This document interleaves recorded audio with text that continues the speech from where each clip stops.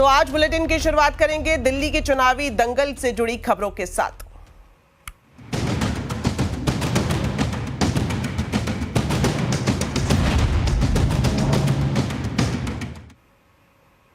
दिल्ली में अरविंद केजरीवाल के यमुना में जहर वाले बयान पर बवाल बढ़ गया है। चुनाव आयोग ने केजरीवाल से उनके बयान पर जवाब मांगा है। केजरीवाल ने चुनाव आयोग को बताया कि हरियाणा से दिल्ली आ रहा पानी इंसानी स्वास्थ्य के लिए बेहद जहरीला है। 14 पेज के जवाब में केजरीवाल ने कहा कि उन्होंने ये बयान दिल्ली में पानी की क्वालिटी के कारण लोगों की सेहत को हो रहे नुकसान के संबंध में दिया था। केजरीवाल के जवाब पर चुनाव आयोग ने उनसे 5 सवाल एक बार फिर से पूछे हैं। चुनाव आयोग ने नोटिस जारी कर केजरीवाल से पूछा कि किस जगह यमुना में जहर की पुष्टि हुई है और कौन सा जहर हरियाणा सरकार ने यमुना में मिलाया है। तो ये बड़े सवाल चुनाव आयोग की तरफ से केजरीवाल से पूछे गए हैं। साथ ही चुनाव आयोग ने केजरीवाल पर आरोपों के समर्थन में सबूत नहीं देने का भी आरोप लगाया है। चुनाव आयोग ने इन 5 सवालों के जवाब के लिए केजरीवाल को 31 जनवरी सुबह 11 बजे तक का समय दिया है। साथ ही चुनाव आयोग ने कहा कि अगर केजरीवाल सबूत पेश नहीं करते या फिर सफाई नहीं देते तो उन पर कार्रवाई की जाएगी। तो चुनाव आयोग की तरफ से केजरीवाल से जवाब मांगा गया। इसके बाद अरविंद केजरीवाल ने मुख्य चुनाव आयुक्त राजीव कुमार पर ही सवाल खड़े कर दिया और उन पर निशाना साधा। केजरीवाल ने कहा कि मुख्य चुनाव आयुक्त राजीव कुमार ने चुनाव आयोग का कबाड़ा कर दिया। वो खुद दिल्ली की किसी सीट से चुनाव लड़ लें। ईसीआई राजनीति कर रहा है। क्यों? क्योंकि राजीव कुमार को पोस्ट रिटायरमेंट 28 फरवरी को पोस्ट रिटायरमेंट उनको नौकरी चाहिए। मैं राजीव कुमार जी को कहना चाहता हूं, इतिहास उन्हें माफ नहीं करेगा। जितना कबाड़ा राजीव कुमार जी ने इलेक्शन कमीशन का किया है, मुझे लगता नहीं कि भारत के इतिहास में इलेक्शन कमीशन का इतना कभी कबाड़ा हुआ है। मुझे पता है ये 2 दिन के अंदर मुझे जेल में डालेंगे, डाल दे मुझे जेल के अंदर। जिस तरह की आज भाषा उन्होंने इलेक्शन कमीशन ने लिखी है, ये इलेक्शन कमीशन का काम नहीं है। अगर राजनीति करनी है, राजीव कुमार लड़ने एक सीट से दिल्ली की किसी विधानसभा से। खुलेआम दिल्ली के अंदर गुंडागर्दी मची पड़ी है, खुलेआम पैसे बांटे जा रहे हैं, खुलेआम चादरें बांटी जा रही हैं। इस किस्म का चुनाव इस देश की जनता ने कभी देखा ही नहीं था। तो यमुना में जहर वाले मामले को लेकर बीजेपी और आम आदमी पार्टी के बीच में घमासान बढ़ गया है। केजरीवाल ने बीजेपी पर पलटवार करते हुए हरियाणा सरकार पर यमुना को प्रदूषित करने का आरोप लगाया। तो वहीं दूसरी तरफ बीजेपी ने केजरीवाल पर यमुना पर हर बार झूठ फैलाने का आरोप लगाया है। तो दिल्ली में यमुना में जहर को लेकर क्यों छिड़ी है सियासी जंग? आज आवाज अड्डा में इसी पर होगी बड़ी चर्चा शाम 7:57 पर।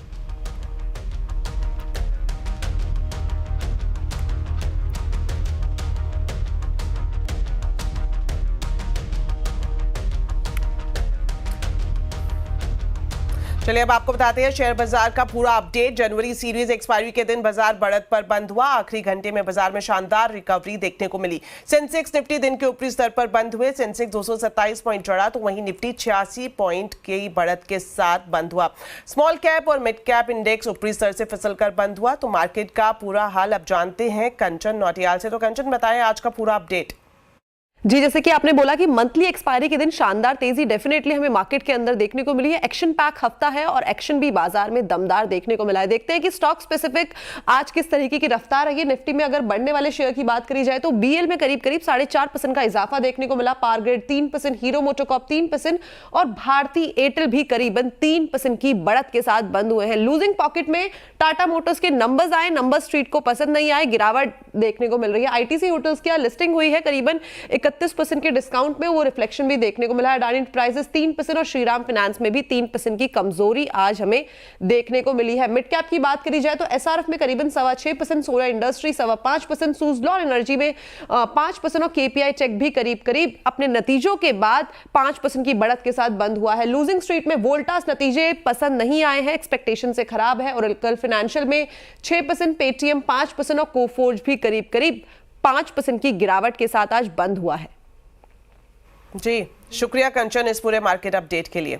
तो चलिए अब बात करते हैं सोने की चमक की जो लगातार बढ़ रही है। आज वायदा बाजार यानी MCX पर सोना 81,200 रुपए के पार निकल गया।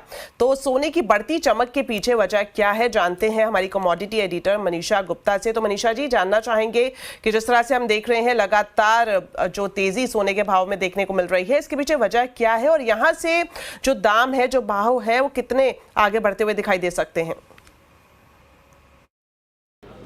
सोने ने आज लगातार तीसरे दिन ऑल टाइम हाई बनाया है, जहां पर हमने 81,000 रुपए प्रति 10 ग्राम के हाईज MCX पे बनते हुए देखे। और इसमें अगर आप GST टैक्सेस जोड़ दें तो फिजिकल मार्केट्स में 83,000 रुपीज़ पर 10 ग्राम्स के लेवल्स यहां पर आज पार हुए हैं। अंतर्राष्ट्रीय बाजारों की अगर बात की जाए तो वहां पर भी ऑल टाइम हाईज के बहुत करीब सोना कारोबार कर रहा है। वजह ये है कि एक तो अनसर्टनिटी अंतर्राष्ट्रीय बाजारों में काफ़ी ज़्यादा है। अगर US यहाँ पर टैरिफ्स लगा देता है तो उसका मतलब होगा ज़्यादा कमोडिटी प्राइसेस, ज़्यादा एसेट प्राइसेस, इन्फ्लेशन की चिंता, और उसका फ़ायदा यहाँ पर सोना उठा रहा है। साथ ही साथ इवन एज US ने यहाँ पर रेट की दरें नहीं घटाई हैं, लेकिन बैंक ऑफ कनाडा ने किया है और यूरोपियन सेंट्रल बैंक भी इसी हफ्ते यहाँ पर रेट दर कम कर सकता है, जिसका फ़ायदा सोने ने लिया है। अंतर्राष्ट्रीय बाज़ारों की अगर बात करें तो अच्छी खासी खरीदारी है काफ़ी कंट्रीज़ में। हांगकांग में, US में, सिंगापुर में, चाइना में सोना प्रीमियम पे कारोबार कर रहा है। लेकिन भारतीय बाज़ारों में क्योंकि सोना ऑल टाइम हाइज पे है, खरीदारी बहुत ज़्यादा नहीं है, इसलिए सोना 30 से $35 पर आउंस के डिस्काउंट पे कारोबार कर रहा है। एक और चीज़ है कि बजट से पहले काफ़ी सारे जो इंपोर्टर्स और डीलर्स हैं जिनके पास सोना पड़ा हुआ है, उन्हें ऐसा लगता है कि शायद जो कस्टम ड्यूटी है बजट में उसमें कोई फेरबदल हो सकता है, तो उसके पहले वो भी यहाँ पर सोना बेच रहे हैं। बाजार के लोग हमें ऐसा बताते हैं कि बहुत ही ठंडी मार्केट है राइट नाउ। बजट से पहले और US टैरिफ से पहले तो फरवरी 1 का दिन काफ़ी इंपॉर्टेंट है और उसके पहले ऑल टाइम हाई सोना, लेकिन कारोबार थोड़ा सा मंदा। शुक्रिया मनीषा जी इस पूरी जानकारी के लिए। चलिए एक और बड़ी खबर आपको बता दें, मार्केट रेगुलेटर सेबी ने इन्फ्लुएंसर्स पर बेहद सख्त रुख अपनाया है। अब मार्केट एजुकेटर्स का मुखौटा ओढ़कर ब्रोकर्स के साथ ये करार नहीं कर पाएंगे। इस मामले पर पूरी जानकारी लेते हैं यतिन से। तो यतिन, बताएं सेबी की तरफ से क्या कुछ बड़ा ऐलान किया गया है, खासतौर पर अगर हम इन्फ्लुएंसर्स की बात करें तो? देखिए, जहाँ तक कि सेबी के अधिनियमों का सवाल है, एक अपडेटेड सर्कुलर फिर से एक बार आया है, जहाँ इन्फ्लुएंसर्स और जो हिसाब से एडुकेटर्स जो भारतीय शेयर बाज़ारों के लिए विविध प्रकार के वीडियोस और कंटेंट बनाते हैं, उनको रिलेटेड सेबी ने एक क्लैरिफिकेशन इशू किया है, जिसके अंदर अब जो एडुकेटर्स है अपना एडुकेटर्स का मुखौटा पहन के एडवाइस या किसी प्रकार की जो पोर्टफोलियो परफॉर्मेंस है, स्टॉक टिप्स है, इसका बिजनेस या इस प्रकार की एडवाइजरी नहीं दे पाएंगे। इनफैक्ट मार्केट एडुकेटर्स मार्केट का लाइव प्राइस भी इस्तेमाल नहीं कर पाएंगे ट्रेडिंग सेशंस के दरमियान, क्योंकि जो 3 महीने पहले का हिस्टोरिक प्राइस है उसी तर्ज पे उनको अलाउड होगा किसी प्रकार के वीडियोस या किसी प्रकार के कंटेंट्स या किसी प्रकार का डेटा देने के लिए। ऑब्वियसली जहाँ तक कि इन्फ्लुएंसर्स का सवाल है, अगर वो रजिस्टर्ड नहीं है सेबी के साथ, तो किसी प्रकार की एडवाइजरी, किसी प्रकार का एफिलिएशन वो मार्केट पार्टिसिपेंट्स या MLLs के साथ नहीं ले सकते हैं। इसका मतलब ये है कि चाहे वो स्टॉक एक्सचेंजेस हो, डिपॉजिटरीज हो, ब्रोकर्स हो, सब ब्रोकर्स हो, कोई भी अनरजिस्टर्ड व्यक्ति के साथ वो अपनी साठगांठ या किसी प्रकार का जॉइंट वेंचर नहीं कर सकते हैं। अगर आप रजिस्टर्ड हैं तो ही आप अपनी सेवाएं जो हैं मार्केट इंटरमीडियरीज के थ्रू या क्लाइंट्स को डायरेक्टली दे पाएंगे। इसके अलावा अगर हम सिर्फ इन्वेस्टर एजुकेशन की बात करें तो बहुत सारे लोग इन्वेस्टर एजुकेशन के गाब में स्टॉक टिप्स या एडवाइजरी का बिजनेस करते हैं, वो तो अलाउड ही नहीं रहेगा। इनफैक्ट अगर हम अनरजिस्टर्ड लोगों की बात करें तो कोई प्रकार का रेवेन्यू शेयरिंग, एफिलिएशन या मार्केटिंग करार भी मार्केट इंटरमीडियरी, स्टॉक एक्सचेंजेस और डिपॉजिटरीज नहीं ले पाएंगे। तो एक बड़ा क्लैरिफिकेशन सेबी की तरफ से, जहां इन्फ्लुएंसर्स का जो दायरा है उसको लिमिट किया गया है और वहां जो लिमिट है वो रजिस्ट्रेशन के बाद ही खुल पाएगी और ओवरऑल जो अनरजिस्टर्ड एडवाइजरी है उस पर यह गाज गिरने बराबर दिखाई पड़ रहा है। तो शुक्रिया यतिन इस बड़ी खबर पर पूरी जानकारी दर्शकों को देने के लिए। तो क्या सेबी की सफाई के बाद डिजिटल मीडिया पर मिलने वाले अनाप शनाप एडवाइस पर रोक लगेगी? जानने के लिए जरूर देखिए आज का कंज्यूमर अड्डा शाम 5:57 पर। अगले 8 से 10 महीने में भारत का अपना AI मॉडल उपलब्ध होगा। आज IT मंत्री अश्विनी वैष्णव ने इसका ऐलान किया और साथ ही ये भी जानकारी दी कि इसके लिए करीब 10 कंपनियों को सरकार ने शॉर्टलिस्ट भी कर दिया है। अब अपने पास एक ऐसी कैपेबिलिटी आ गई देश में जिससे कि कई फाउंडेशनल मॉडल्स हम क्रिएट कर सके, भारत के अपने एआई मॉडल हम क्रिएट कर सके। इसीलिए आज एआई मिशन के सेकंड पिलर पे काम ऑलरेडी चालू हो रखा था। आज उसका call for proposals for creating AI models, foundational models plus application oriented models, उसका कॉल फॉर प्रपोजल का प्रोसेस चालू हुआ। हर महीने जो भी अपने प्रपोजल्स देना चाहें वो देंगे और एक बहुत ही टेक्निकल बॉडी जो कि टेक्निकल ग्रुप जो कि एआई की टेक्निकल भाषा को, टेक्निकल बारीकियों को समझता है, वो उनको इवैल्यूएट करेंगे, इवैल्यूएट करके उन पे काम चालू करेंगे। अब बात करते हैं ग्रोथ कोड की, जो ग्रो और सीएनबीसी आवाज की एक खास पहल है। हमारा मकसद है कि आपको उन वैल्यूएबल इनसाइट्स और स्ट्रैटेजी के बारे में बताना जिससे आप बाजार को बेहतर तरीके से समझ पाएं और साथ ही साथ निवेश से जुड़े सही फैसले भी ले पाएं। तो आज हम आपको समझाएंगे फिजिकल सेटलमेंट के बारे में और इसके क्या प्रभाव हो सकते हैं इसके बारे में। आइए देखते हैं।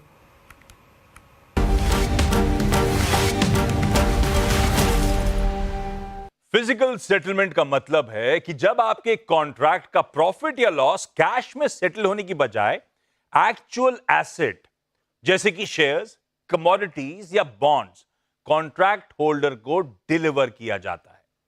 भारतीय शेयर बाजार में इंडेक्स तो कैश में सेटल होते हैं, लेकिन स्टॉक फ्यूचर्स और स्टॉक ऑप्शंस में फिजिकल डिलीवरी होती है।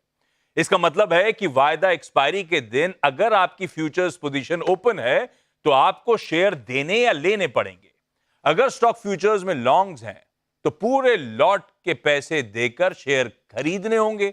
अगर स्टॉक फ्यूचर्स में शॉर्ट पोजीशंस हैं तो सामने वाले को लॉट के बराबर के शेयर देने होंगे। ऐसा ही स्टॉक ऑप्शंस के साथ भी होता है। अगर आपने कॉल खरीदी है और एक्सपायरी के समय अगर एक पैसे से भी इन द मनी हो गई तो पूरे पैसे देकर फ्यूचर्स के लॉट के बराबर शेयर खरीदने होंगे।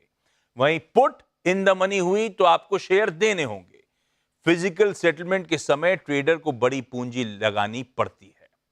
फिजिकल सेटलमेंट आपकी ट्रेडिंग स्ट्रैटेजीज पर प्रभाव डालता है। कैश सेटल्ड कॉन्ट्रैक्ट्स की तुलना में जहां आप सिर्फ प्राइस मूवमेंट पर फोकस करते हैं, फिजिकल डिलीवरी आपको अपनी पोजीशंस को केयरफुली प्लान करने के लिए फोर्स करती है। जब एक्सपायरी पास हो, डिलीवरी से बचना या डिलीवरी के लिए रेडी रहना एक की कंसिडरेशन बन जाता है। तो ट्रेडर्स के लिए फिजिकल सेटलमेंट सिर्फ एक टेक्निकलिटी नहीं है, ये एक स्ट्रैटेजी शेपिंग फैक्टर है।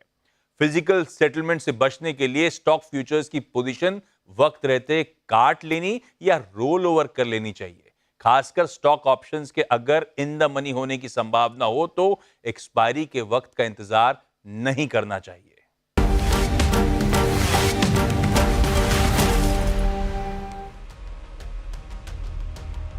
तो चलिए वक्त है एक छोटे से ब्रेक का, लेकिन ब्रेक के बाद आपको दिखाएंगे ज्वेलरी इंडस्ट्री की बजट उम्मीदें। आप देखते रहिए आवाज समाचार।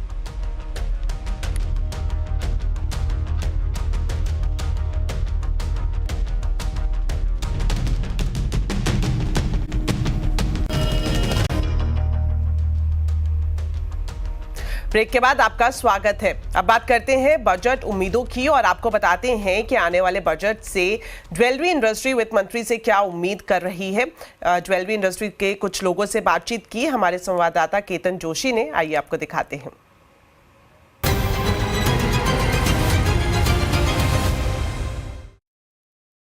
भारत का जो बजट है वो टेक्सटाइल पार्क जैसे बना हुआ है पूरे भारत भर के अंदर।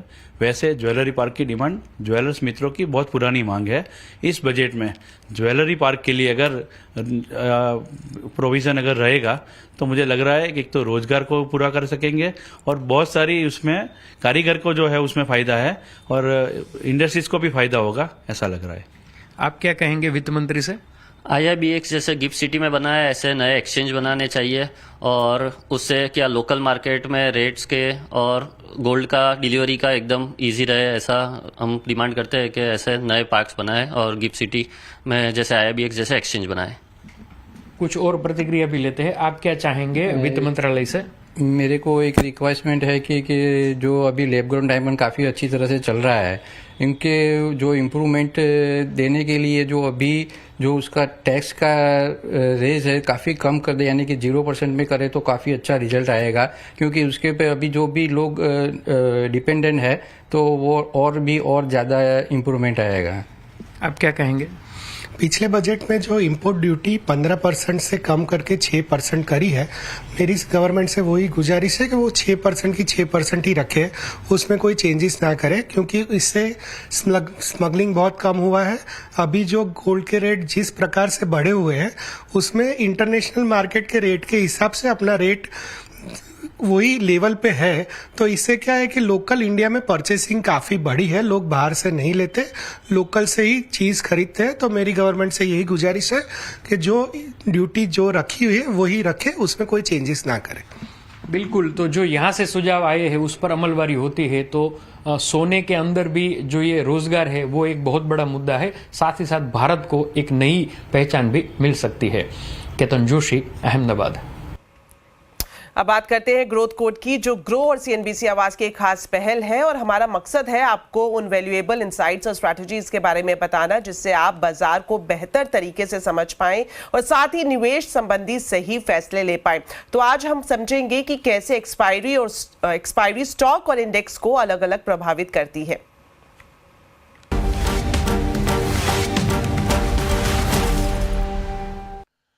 ऑप्शन स्ट्रैटेजी में एक्सपायरी एक बहुत जरूरी माइलस्टोन होता है, लेकिन क्या आप जानते हैं कि यह स्टॉक और इंडेक्स ऑप्शंस पर अलग अलग तरीके से प्रभाव डालती है?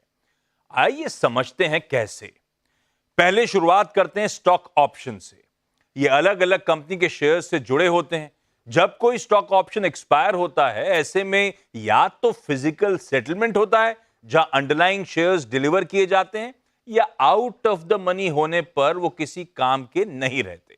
इसका मतलब है कि ट्रेडर्स को एक्सपायरी के करीब अपनी पोजीशंस को सावधानी से मैनेज करने की जरूरत है ताकि उन्हें नुकसान ना हो। अगर आप शेयर्स को हैंडल करने के लिए तैयार नहीं हैं, तो शायद आपको डेडलाइन से पहले अपनी पोजीशन को बंद या रोल ओवर करना पड़ेगा। अब हम बात करते हैं इंडेक्स ऑप्शंस की। स्टॉक ऑप्शंस की तुलना में ये मार्केट इंडेक्स जैसे कि निफ्टी 50 पर आधारित होते हैं। एक्सपायरी पर इंडेक्स ऑप्शंस लगभग हमेशा कैश सेटल्ड होते हैं। शेयर्स डिलीवर करने की जगह सेटलमेंट में स्ट्राइक प्राइस और इंडेक्स की क्लोजिंग वैल्यू के बीच का अंतर पे करना या रिसीव करना होता है। एक और बहुत बड़ा अंतर कीमतों के उतार चढ़ाव के प्रभाव में है। स्टॉक ऑप्शन में कंपनी स्पेसिफिक खबरों, आय या घटनाओं की वजह से उतार चढ़ाव देखा जाता है। इसके बिल्कुल विपरीत index options broader market trends को दर्शाते हैं, जो उन्हें कुछ मामलों में कम वॉलेटाइल बनाते हैं। इसके अलावा इंडेक्स ऑप्शंस अक्सर एक फिक्स्ड स्केड्यूल पर एक्सपायर होते हैं, लेकिन स्टॉक ऑप्शंस की एक्सपायरी साइकिल्स अलग अलग हो सकती हैं, तो एक्सचेंजेस और स्टॉक पर निर्भर करता है।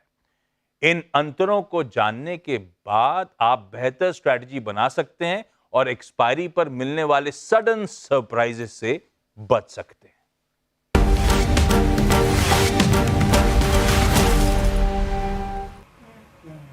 चलिए अब आपको बताते हैं आज के आवाज अड्डा के टॉपिक के बारे में। दिल्ली में यमुना में जहर को लेकर क्यों छिड़ी है सियासी जंग, आज आवाज अड्डा में इसी पर होगी बड़ी चर्चा। शाम 7:57 पर जरूर देखिए।